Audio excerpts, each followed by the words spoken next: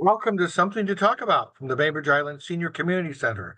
It's Politics Friday, and boy, do we have politics. I want to thank, before we get started with David Harrison, I want to thank Fieldstone Communities of Bainbridge Island, which is a sponsor of Something to Talk About, and we appreciate their support. They have memory care and assisted living and independent living up on Rolling Bay. And you can take a tour of their facility and they'll treat you to lunch and find out about their respite and day stay programs as well. And if I can just find the phone number here, I'll share it with you. It is 206 594 1010. Ask for Celia or Jamie. Also, we would like to acknowledge that we are here on the ancestral homeland of the Suquamish people, the people of the clear salt water, who have been living on the Salish Sea since time immemorial. We are learning from their stewardship of these lands and waters, and we are grateful for their hospitality and knowledge that they are so willingly sharing. David, thank you again, as always, for joining us. Boy, this has been a wild year, and you told us that the worst thing that could happen would be Biden hanging on till the end. And boy, your prophecy is coming true. It's really tearing the Democrats apart right now. Well, I think the worst thing would be this all happening in September. So I think there's the silver lining. I think it will on-tear the Democrats, and there is a path forward. We'll find out. But as Reed noted, I said last year that Joe wasn't going to run, and if he was, that he shouldn't. And I think I was right. I was worried about there being an episode in October or after he was president and having to do with an inexorable thing that aging does to our brains. So I think that's an inevitable and inexorable thing. And I'm still not understanding why Democratic senators and Congress people are feigning surprise over what happened at the debate. So we're going to talk about that. We'll talk a little bit about what the Supreme Court immunity ruling does to the pending cases against Donald Trump, and then we'll end on a very brief note on who's going to win over the House of Representatives. But we'll spend a lot of our time on who's going to run for president. And different than usual, I'm going to stop 7 times. I have 7 questions we're asking ourselves over what's happening with Joe Biden, and I will stop 7 times so you can get a word in or ask a question. I think that'll work really well. When the debate was on, some of you know my sweetie Cindy Lord Harrison, and she wasn't going to watch it at all. Then she got suckered into it for a minute, and when Joe did that long mixed up thing that it ended up saying we beat Medicare, she says, "Oh, Joe." And she goes upstairs, changes her clothes, and goes to the TNC for the sole purpose of buying a red pepper. She couldn't bear it any longer. And I think, understandably, I think what's happening is the test for Joe now is to put the cork back in the bottle. And I think once you've had that kind of serious, I think, cognitive moment, going out and doing a few campaign appearances is not going to work in terms of dispelling concerns, especially since they've been the primary concern from voters all along. Donald Trump, as you know, is not a popular candidate, and absent Joe's age, he'd be 4%, 5% ahead in the polls. Whether or not you believe Trump should get any votes at all, that's the way it is. Joe won by 7 million votes, and if he wasn't 81, he could win by 7 million votes again, even with the now reduced concerns over inflation. So what happened is Joe made a big bet. He bet that voters, especially independents, would be less worried about his age. This is the bet. Less worried about his age than they would be about Trump's malevolence or promises of retribution against people he's mad at, or all those things that are attributed to Donald Trump. Joe feared that he will tarnish democracy. Joe bet that people's worst fears about his age or deteriorating physical and cognitive abilities would go away in the face of people's worries, especially suburban women and independent voters' worries about Trump. And that was what he was working on all this time. And it went away in 1 minute. And you can't make it not go away. So that's why 70% of Americans don't think he's ready to be president again. And that's why the underlying reason why he's not going to be running, in my view. So the ironic thing is no one is making public statements and saying, Mr. President, the reason I don't want you to run again is I'm afraid 2 years from now, in the middle of a crisis with Putin, I'm afraid that you won't have the stuff that we need you to have.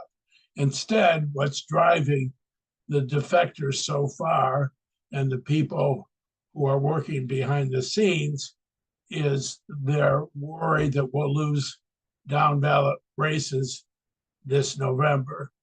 Not just that we would lose the presidency, but that we would lose the Senate like 54-46, enough so that Susan Collins wouldn't be able to save us from the worst, or Lisa Murkowski or Joe Manchin, and that we would lose the House by 20 seats and we'd lose some governorships. That's what's driving them.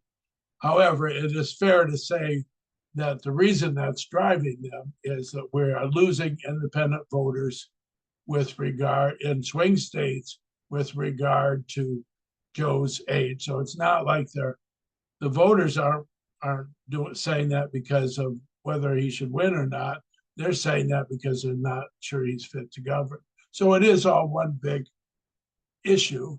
And as I say, once you are asked to perform in such a manner that you disprove concerns about your cognitive ability, you're sunk. So that's interestingly, a very good poll came in today that showed them virtually tied. Again, NPR Marist poll, which is an excellent poll. And why isn't that dispelling the concerns? Because Biden has much less potential to sway independent voters in swing states than do Kamala Harris or Gretchen Whitmer or maybe even Gavin Newsom. So that's why you can get any number of votes that show them virtually tied, and that translates to being a slight bit behind in states that we have to win in order to win the presidency. Remember, Hillary won by 3 million votes. It's not enough to be tied. We have to win those swing states. And you look at what used to be the blue wall, Wisconsin, Michigan, Pennsylvania, and you show us in a bit of trouble, and you see us in a little bit of trouble in states that we've been winning for quite some time: New Mexico, New Hampshire, Virginia. So that's what's going on. So I'm going to ask 7 questions, and then I'll stop after each one.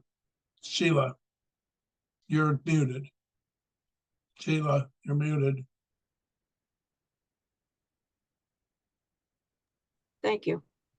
I have a couple of comments. First of all, I think all of Biden's staff should be fired after that debate or before that debate. And I'm saying that, and Kathy will know what I'm talking about here. Because I've already shared this with her. There's no way that you send a person out for a debate with lights like that without putting makeup on them, number one. Number two, you don't give, for debate, you don't do facts and figures particularly. I mean, they fed him information they didn't need to have. It was sad. It was sad. My second comment is from my guy in Wisconsin, who is the state director of All Voting is Local, which is a national organization. He's the Wisconsin director of it. His name is Sam Liebert, and he's been around quite a long time. He's done a lot of stuff. And I asked him what he thought of what was going on. And he said he thinks that that Biden should drop out and let Kamala take it, quote unquote. So on your first issue, I disagree. When Obama had a bad debate halfway through his term, we didn't blame it on his staff. Joe Biden's president of the United States. If he's not able to decide whether his head is too filled with facts and whether he should parry the Donald Trump that he's meeting in the debate, I think that's on him. I agree that one of the scenarios should have been, Joe, what are you going to do if Trump tries to overwhelm you with 30 misstatements? And they might well have rehearsed that, but it wasn't obvious. I think he went into it befuddled and showed his befuddlement. I want to, other questions or comments before we proceed? I want to call out two revered pundits for their errors. First, a lot of you read Heather Cox Richardson. She wrote an awful column on the significance of 1952 and 1968 for whether we could win if somebody withdrew. I mean, any historian or political scientist is smart enough to know the dissimilarities between those years and this year. Quite notably, in 1968, when some of us were active in this stuff, even then, the party never closed ranks after Hubert got the nomination. So Dick Nixon won by a little. Like Trump, he wasn't very popular. Like Humphrey, he was the Democratic candidate, in this case Biden, is a little bit embattled. But if we move even to Kamala, this party will close ranks. And that didn't happen in 1968. In fact, they had a riot at the convention. So that would be dissimilar, wouldn't it? So I can't believe she said that. Then James Carville did a big op-ed the other day about how we should do 4 regional town halls to rekindle our show personship. The show personship should be around our nominee. We don't have time to have 8 people in a town hall. And it's just, and the idea of a regional town hall when they're all televised is crazy anyway. Now from Denver, what is the distinction between Denver and Nashville? It's just a bunch of stuff.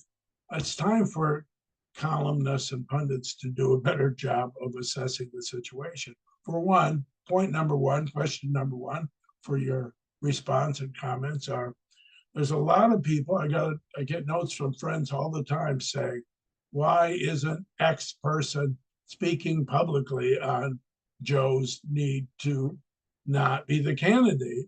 And the reason they're not is they don't want Joe to be the candidate. If the worst thing to do for Jeffries, Pelosi, Obama, Clinton, Jim Clyburn would be for them to go public with whatever they're saying. You have to have an inside channel. You just have to. And people who are counting the number of Democrats who have said he should go, that's fine. I mean, they're out there, and many from swing districts, and they're saying what they're saying. But we should never expect that to include the people that are most influential with Joe. So I'll stop there. Comments? Let me say before I stop, who's most influential of that group? It's not Bill Clinton. Maureen Dowd had an amazing piece last Sunday rehashing supposed or possible tensions between Obama and Biden. The issue is, did Biden not run in 2016 because he was grieving the loss of his son? Or did he already know that Obama was going to support Hillary Clinton, who after all that time had been an enormously successful Secretary of State and who had closer, maybe somewhat closer politics to Barack.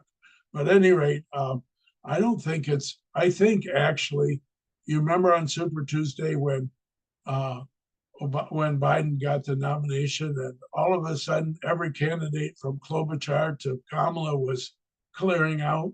I think Obama was the key force in that, but I don't think he would be the key force here. I think it's Pelosi, who's already displayed. She gets on TV and she says, well, Joe's still making up his mind, which he publicly was not doing. And she's playing it, and so is Clyburn. Clyburn's saying, well, Joe should get to decide. And then Clyburn's already trying to pull the levers for Kamala Harris. So those are people who, and I left out Jeffries. Jeffries met with Joe last night, and no one is saying what he said. He's saying he clearly presented the views of his members, but Jeffries is a very careful man, and his hand, whatever happens, his hand will be on the scale. So that's why you're not getting a lot of public comment. I'll stop for a second before we go on. The second question is going to be, how are people leveraging him to lead? Any questions or thoughts before I go on? So that first thing is more of a statement than a question, I guess. It's like, here's why you're not hearing from the people you would expect to hear from. Although, I guess my question is, although they aren't publicly breaking with Biden, like say George Clooney did, they are making some pretty strong hints that they're trying to persuade Joe to think again, right? Well, as interpreted by the press, they are. Jeffries not giving, Pelosi for sure, Jeffrey by not giving his unabashed support. I haven't heard Obama say anything that was thought to be a hint, but Pelosi certainly. And I felt like the way that Clyburn said, I'm with Joe, but I'll certainly be with Kamala too. Yeah, I think that's a big hint, because he's not saying it's unthinkable. And we'll get to that because I think that's why it's Kamala. So my second question is, who has the leverage to get him to leave? First, his resoluteness is overstated in the first place. Every time Joe says, if the Lord Almighty tells me to go, I'll go. My sweetie says, well, there it is. He just has no budge to him at all. That's not true. That's what you say if you don't want it to be a foregone conclusion. Every second that he comments on this, until such time it's a done deed, he should say no way, because if he says he's considering it, it's over. So what is in his mind besides not wanting to leave? How he leaves. There's a difference between, how you appear at the convention. He cares about his legacy. And not insignificantly, he doesn't want an open selection. He wants it to be Kamala. And so where's the leverage? Who has leverage? Well, of course, Joe Biden has leverage, but the most leverage, I think, is first, the whole world. We despair as to the impact that we have. Joe knows that 70% of people don't want him to stay in the race.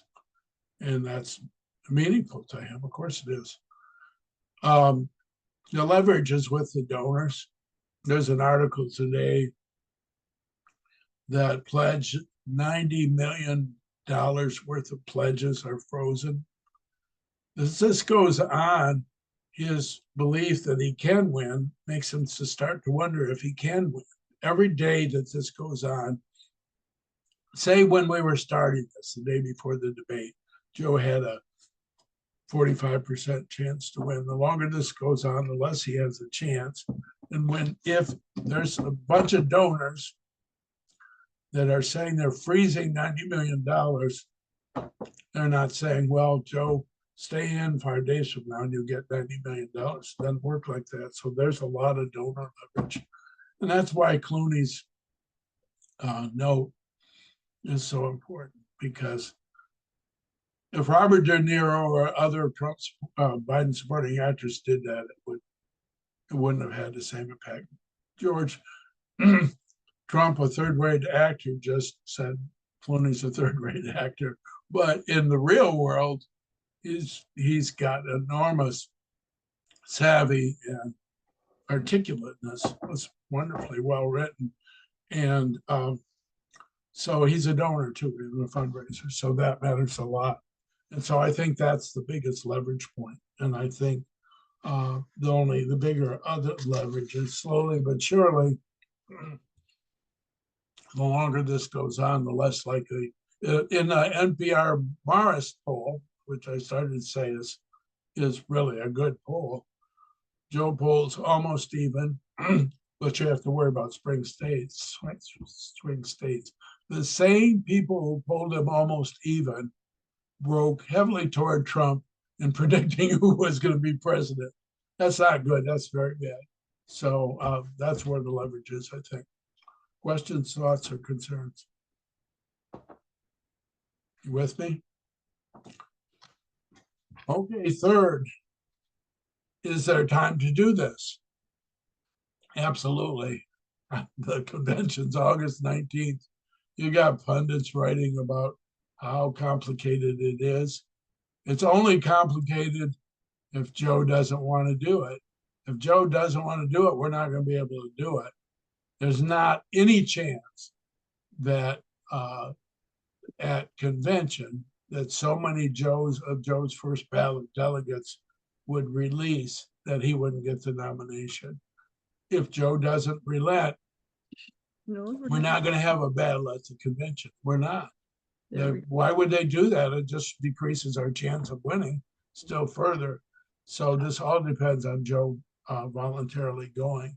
If he does, can we nominate, whether we have an open process or a Kamala favored process, can we get this done in terms of getting up somebody's name on the ballot in all states? Absolutely. People are concerned about the ballot in Ohio. Ohio passed a law signed by the governor that we have till August 31st. Back when Ohio hadn't passed that law, the Democrats promised to do a virtual ballot even before the convention to nominate Biden so he could get on their ballot. They don't have to do that. If Joe decides he's not running, they won't do that or don't need to. So the answer to do we have time to do this is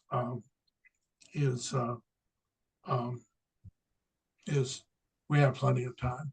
We just need to do it quickly so that we'll have the best chance of winning. You could also raise your hand. Your hand, Jake and Ed.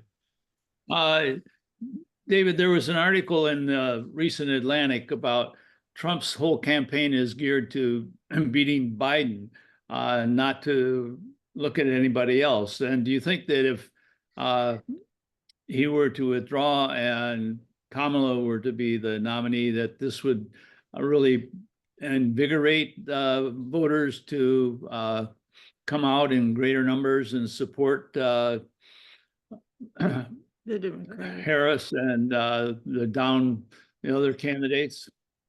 Yeah, that's my question number 6, but let me preview it. Yes, I think absolutely. Mostly having to do with the 20% who are undecided.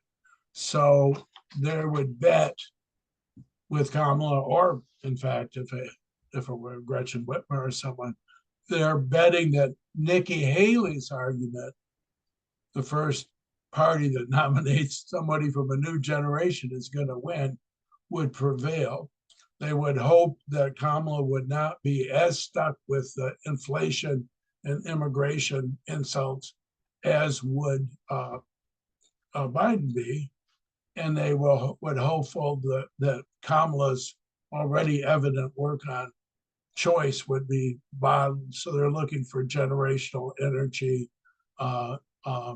and basically the ability to go one-on-one with Biden and with Trump and not just let lies sail by. So yes, I definitely think that those who would think that Kamala has upside potential, maybe 5-6 points above Biden, is right, and it leaves Republicans in unusual position because they have to decide what to do about that. Because, as you said, they're geared to run against Biden.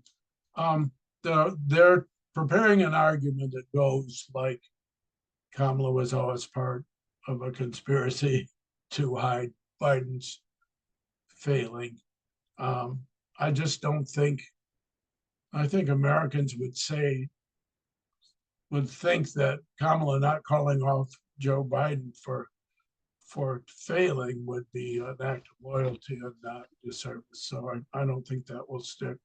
I think what's going for Kamala is, you notice in all these polls after Joe Biden crashes at the debate, you notice Trump is still not building up any kind of lead because his permanent negatives are so huge.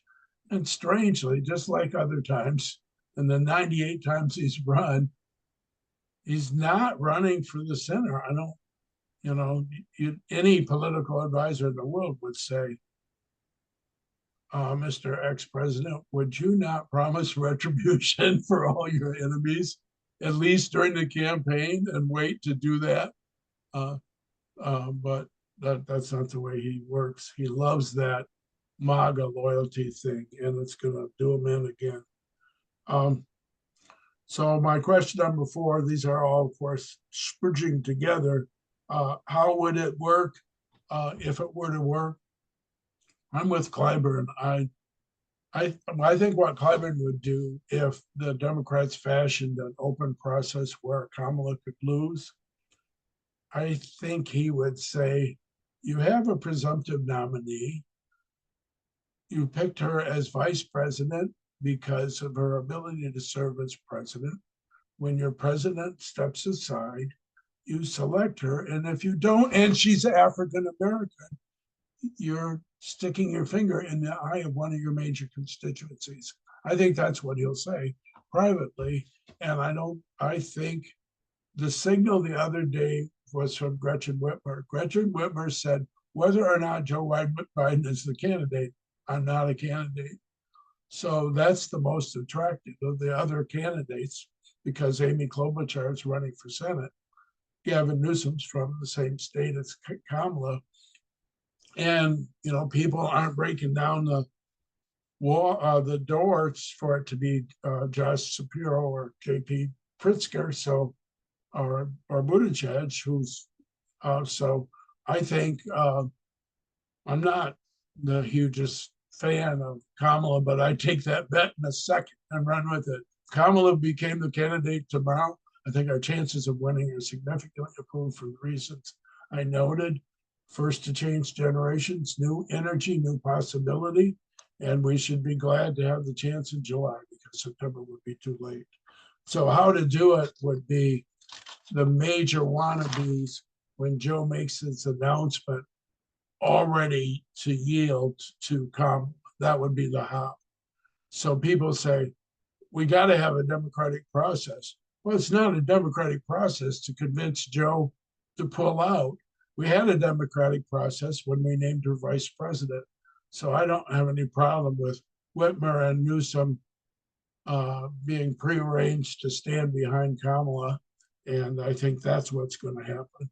All these people who talk about what an exciting open ballot convention it would be, I don't think that will happen. And that goes to my number 5. Where will Joe's money go? Because Joe's got leverage here, because $90 million of the money he's got, he can give to Kamala. Her name was on the registration of those candidacies.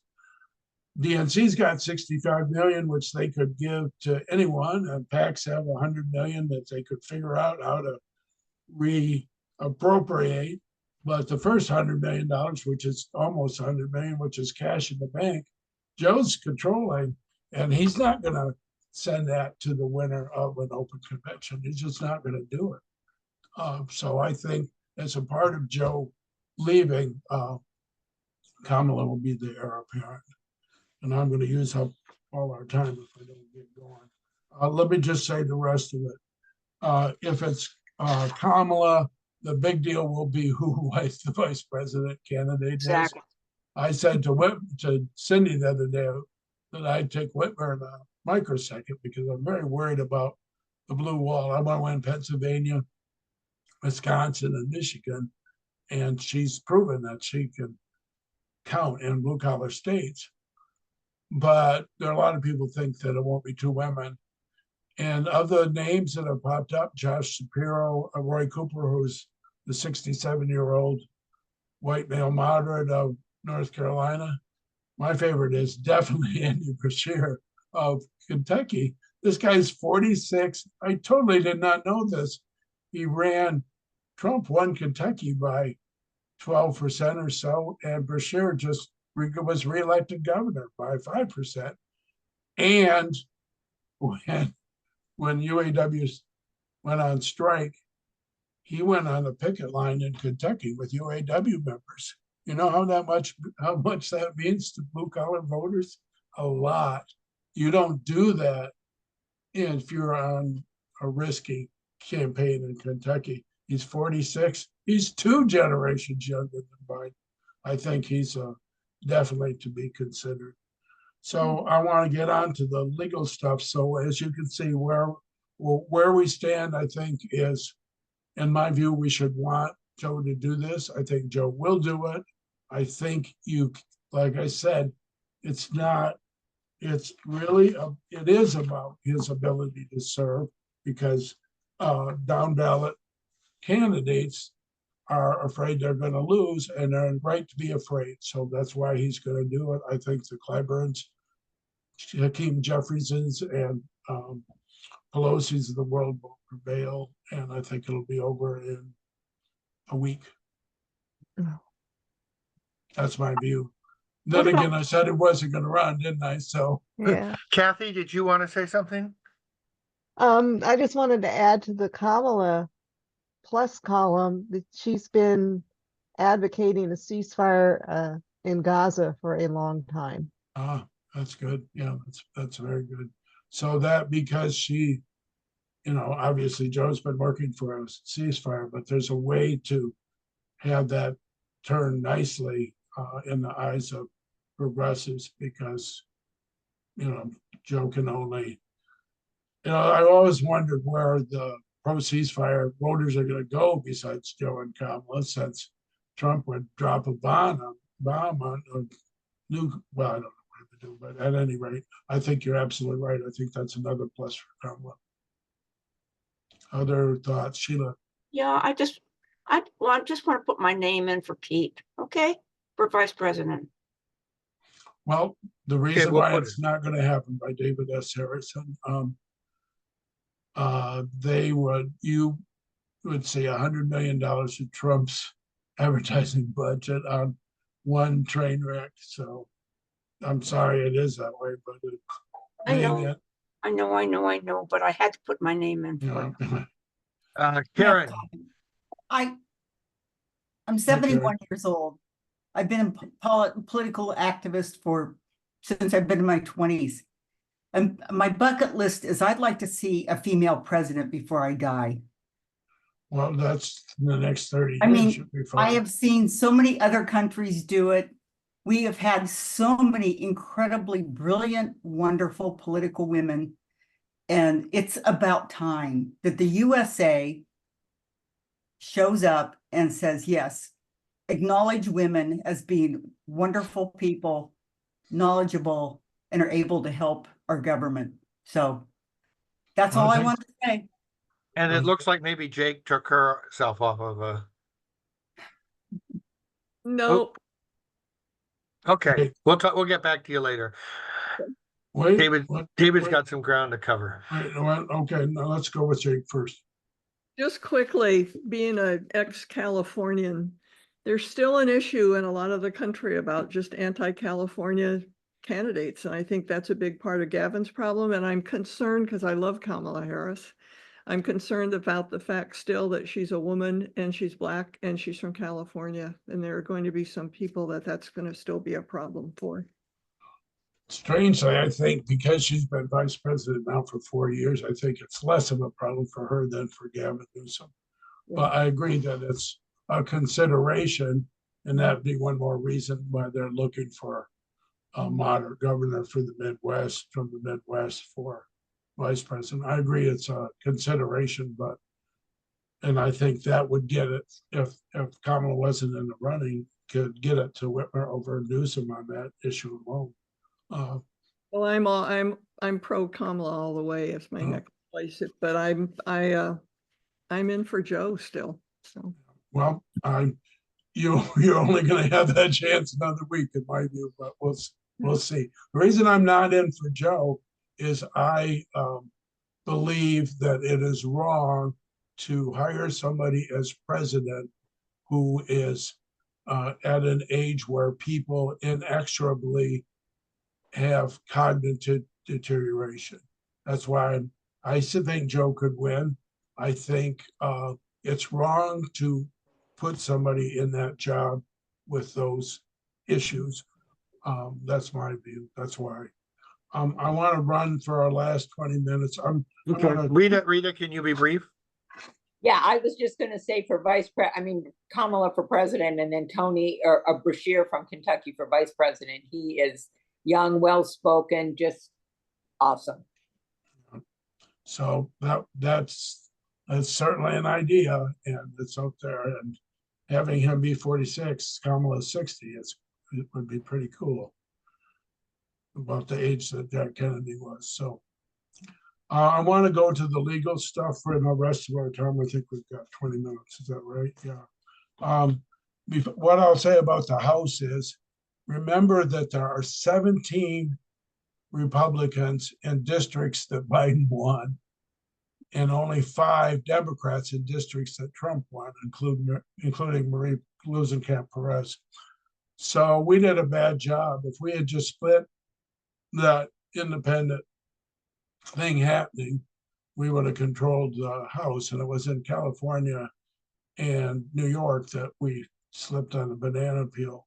So the possibility, if we lose the presidency, of us taking the House is even then at or close to 0. Our generic congressional vote right now is plus 0.4% in our favor. We have to get that all the way up to plus 2 to 3% to win the House. And the way we do that is win the presidency. So that doesn't mean this individual candidate or that in particular circumstances can't beat those odds, as Marie Perez did in beating Joe Kent. But she wouldn't have beat him if he hadn't called for jailing Anthony Fauci. So it all depends on circumstances. But if you want to take back the House, we got to win this presidency. I want to spend the last 20 minutes on the legal stuff. I think a lot of you have followed the press. Unfortunately, the Times of Seattle said that the court granted Trump immunity, which of course isn't the case. They granted him immunity for his actions taken as president, official duties. And there's what was discouraging to Sotomayor and even to Amy Coney Barrett is the conditions that would have to be met in cases that seem to do with private conduct. So I said on this channel recently that Coney Barrett in the oral arguments asked very hard questions of defense counsel about what was a private act and got him to admit that certain things having to do with fake electors or saying things that were demonstrably untrue after you were told they were untrue were private conduct. And this is what's going to happen that the press hasn't covered in the late summer and early fall. Tanya Chutkan in the DC federal court is going to have evidentiary hearings, which will look just like a trial, on which of these charges have to do with private conduct. There's 5 charges. And the ones that are most likely to go away are Trump calling for the Attorney General to investigate election fraud. That'll go away for sure. And Trump's private conversations with Pence. The other 3 charges are in different shape, having to do with trying to get congressmen not to certify. Is that private or official? Then calling on people to march on the Capitol, private or official. The best one is the fake elector slates. So Jack Smith can actually refile the indictments, or they can and just work on those 3. And then it comes down to what's appealable, because there's some language that Roberts put in that is both encouraging and discouraging. So if if your charge is reliant, even for context, on the official acts of the president, you're in trouble. There's a presumption that Trump is protected. So it's this area that we're going to have a great time in. And there will be some findings by Chutkan this fall that go to the issue of private conduct, and which will move along the trial on those fronts. Trial won't start till after November, but she'll make that ruling of what's in. And then Trump's lawyers will immediately appeal it to the Supreme Court. And the issue is all whether Amy Coney Barrett can get John Roberts or maybe Kavanaugh to vote with her on Chutkan's ruling. With regards to the election, it doesn't matter quite that much because all the evidence will be out there. But stay tuned for significant legal action this fall. Evidentiary hearings that Trump doesn't have to be there as a defendant because it's still an issue of what charges will stand, but it'll be very juicy nonetheless. With regard to the other cases, as you know, Juan Merchan, the hush money judge, has tabled sentencing till September. I wouldn't worry about that. There's only 2 things that happened in the hush money case that John Roberts would want to be inadmissible. One was the wonderful testimony by Hope Hicks, and then there was a second amount of testimony from a woman who does White House operations. In those situations, they were talking about Trump's state of mind before he went to Hope Hicks about the campaign. They weren't talking about Trump's official acts. They were talking about what happened before the election. But to the extent they were talking about his schedule when he was writing checks for hush money to pay off Michael Cohen, to the extent they were talking about things like his schedule, that could be inadmissible. What Juan Merchan is going to do is he's going to say that absent that testimony, that the conviction would still stand, and he's going to go ahead and sentence. He'll make reference to that evidence. John Roberts did say that you can make reference to official acts as long as you're not trying to use it to prove intent. So that gives Juan Merchan a good chance, and so he will sentence Trump in September, and then we'll see what the appeal looks like. It would be hard to get that appeal heard by the Supremes because there's levels in between. Then you have E. Jean Carroll's defamation suit. That's all non-presidential. You have the valuation of Trump's buildings and that fraud that doesn't have anything to do with immunity. And you have the classified documents case. The court did not rule that Trump was exempt from the Classified Records Act, and all those allegations and Jack Smith's charges have to do with Trump did after he was president. So that stands if we can ever get a federal judge to move forward on it. And then it's Fani Willis who will be most complicated because her charges have to do with a mix of what John Roberts sees as official duties and not official duties. The beauty of that case is still that Trump can't, if he were to be elected, which he won't be, Trump can't eliminate that case. The not beauty of that case is that she's messed it up to the extreme. So that's what happens with the immunity claim. A lot of this stuff, Juan Merchan, Jack Smith's modified charges would be still alive. Then the question becomes, could Trump, if he were to become president, get the attorney general to dismiss the federal charges against him? He could seek that. A judge doesn't have to agree to that, even if the prosecution goes away. I don't know who would prosecute the case then, but a judge does not automatically dismiss a case because the federal government has withdrawn its action. So that leaves a pretty heavy slate with Trump. On the legal side, what's new, of course, is when I went over all this stuff a year ago, we all thought everything would be bulkier and quicker than it was. Jack Smith asked the court to rule on immunity because he wanted to put on a case where those matters were resolved. It's taken a long time. The Supreme Court did dawdle on purpose, but they did do it, and it's still an election year. So what the newspapers aren't saying to you is there'll be interesting things happening in September on that front. And we will still have a criminal sentencing by Juan Merchan. I don't think it's going to be house arrest, but we'll see. Questions, thoughts, concerns, comments, insults, insights from our dedicated participants. Jake, there's time for you to make another argument for poor Joe Biden. Okay.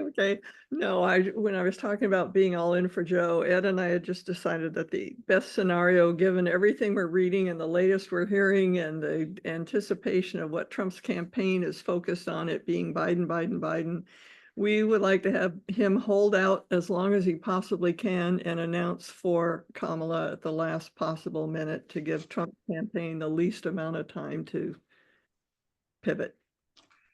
But you're denying, unless Kamala all that time is planning, you're decreasing his time, but you're decreasing her time too. Maybe that's worth it. The other thing that I thought of when we were talking about this is all that lining up. You know, you mentioned how everybody fell behind Joe in 2020, thanks to what you suspect was the work of Obama. Maybe President Obama and Hakeem Jeffries and those folks are putting the package together so that there are no, everybody says, yeah, we could do what James Carville thinks we should, but we don't need to. We're all in for Kamala. That could be what's happening. I think, especially since Joe's got that $90 million that he can transfer to her, he's got leverage in that too. But I think that's right. And I think when you look at it, Newsom and Kamala have known each other a long time. Gavin Newsom's not going to run head-to-head against Kamala. And Gretchen Whitmer would be an outstanding candidate. Already said she wouldn't. So it could be that, say you got to talk to Shapiro, Buttigieg, J.B. Pritzker, Whitmer, Newsom, Cory Booker. I'm not so sure that that's not doable. where we have a kumbaya moment and all of a sudden we got one candidate. Those other folks, Roy Cooper, Bashir, are more talked about for vice president, so it would create an opening for them. Something else, Jake? Just that we're hoping that during this time that it's just what you're talking about, that they're putting together an airtight plan B. Because that's been a frustration for a lot of people that it's, and Well, remember Will Rogers, not a member of any organized political party. I'm a Democrat, so it's hard. There isn't, DNC isn't sitting there. They're sort of a big assist. They're not sitting there as the central planner. So I would say, yes, there are people who can be deployed who are, senior organizers who are there, and Kamala knows who they are, and Obama knows who they are. And so some of it would come from, a lot of it would come from Kamala's own brain trust, but there would be the thing that's the prime difference, and the reason why I'm disappointed in Heather Cox Richardson. If Joe decides not to run, all the recriminations will be after November, especially if it's Kamala. If there's any hurt, people between now and November will actually absolutely come together on the Democratic side. And that's what Trump's going to be scared by, not only what you say, that their whole argument changes, but the whole dynamic of the change. You'll have 100 editorial writers saying, this is the other guy in a discussion who's got the best golf game, and this guy told 30 lies, and won't be hard to have the media switch to Kamala. Sheila. Yeah, well, that's interesting because that would be just one part of what I was going to ask about. But if I would just tongue in cheek to a certain extent, because I don't think Trump would ever do this, but it would be interesting to see a debate between Kamala and the Donald. I think I think they will debate. And I think if she's the nominee, they'll debate in September, say, at least once. Okay. The other argument that it's hard for Trump is it's harder, he managed to say mean, slippery, obnoxious things about Hillary, but it is easier for Trump to attack Biden than Kamala. And so that will make his oafishness a little bit more obvious. She was quoted as saying, Kamala was quoted as saying that if she had been in Hillary's position, she would have turned around and said, "Why are you being so weird?" Well, I think they will think of, and Trump's first nickname, the other day he made a big deal of calling her Laughing Kamala Harris, make fun of her laugh. But that's the best he's got for his mean-spirited nicknames. We're in definitely good shape. Rita, you're muted. This is what I'm thinking. That behind the scenes, they're going to use Nancy Pelosi quietly to just go directly to Joe Biden and say, "You're done."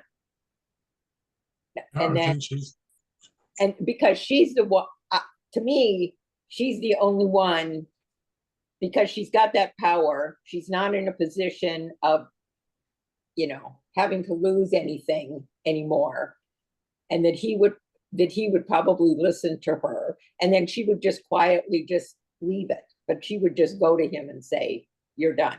That's what I'm thinking is going to happen, but I could certainly be wrong.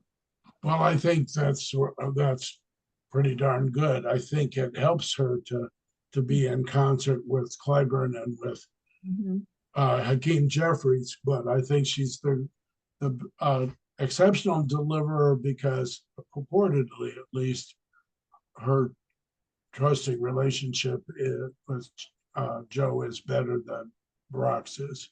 We don't know. Obviously, we just can't tell from here. But it makes sense. And there's a lot of people reading what she said yesterday as a path to that, where she's pretending he hasn't already said, well, Joe's got to make up his mind, and which, that wasn't, that's not an off the cuff statement. Well, the other thing is that she's older than he is too. She's older than Biden. So, I mean, they're kind of like on the same. There's not many of us who can say that, but exactly. So it's not like you've got some younger people coming in trying to push him out. She's older than he is, so that's something to think about as well. Yeah, that's right. And she knows all about his legacy, because they did it together for 30, 40 years. Well, it's all going to be interesting. So when we're together a month from now and Joe's still a candidate, you can put an X mark over my screen, but I don't believe that's going to happen. David, question about, as I've heard around the bailiwick, what's going on with the New York Times?